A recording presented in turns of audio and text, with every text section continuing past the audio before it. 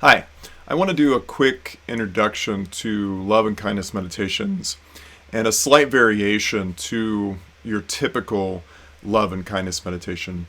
So, to give you a little background, a typical love and kindness meditation is really going to be one where you're trying to actively embody an emotion, a positive emotion like love or kindness or joy or gratitude or compassion, and you're trying to feel it in your physiology, meaning you get some type of somatic release or you get some type of feeling of ebullience that comes from the love that you have for another human being or a sentient creature. So I want to give a slight variation of that because I find that in some cases when you're doing love and kindness meditations, there is the possibility for the mind to sabotage you. And it sabotages you because it starts to bring up a bunch of evidence to support the contrary. So if you're kind of sitting there in a meditative state and you're thinking, okay, well, I love myself and I'm going to try to generate love towards myself, and I'm going to say I'm a good person and I'm a worthy person and people love me and I am loved.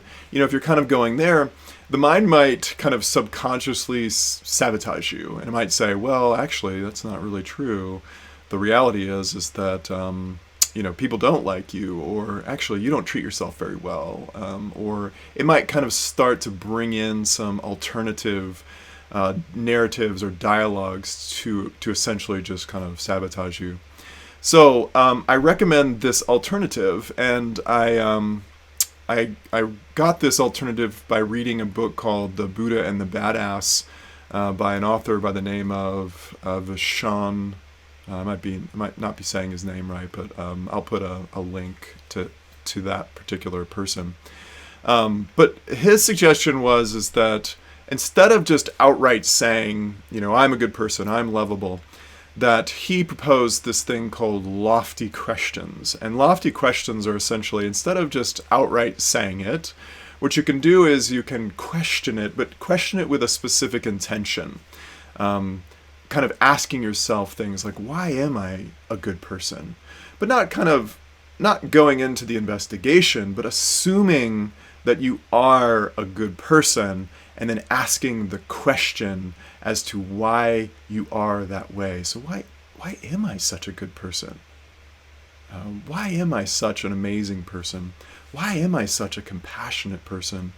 Why am I so lovable? Why am I so carefree? Why do I have the ability to get into the flow state? Asking questions like that. So what happens is that the brain then begins to assume that that's true about you. And as it begins to assume that that's true about you, it begins to activate certain parts of the brain that are related to those embodiments or those particular manifestations of those emotions. But then, more importantly, what it does is subconsciously it begins to implant your intentions about what you want to do and how you want to be and what you want from this world. And then as those opportunities begin to present themselves, you make the choice to engage with them. Okay, so hopefully this was helpful. The next video I'm going to create is actually just going to be a love and kindness meditation, so you can listen to it. It'll be a quick one, 5 minutes that you can do on a daily basis.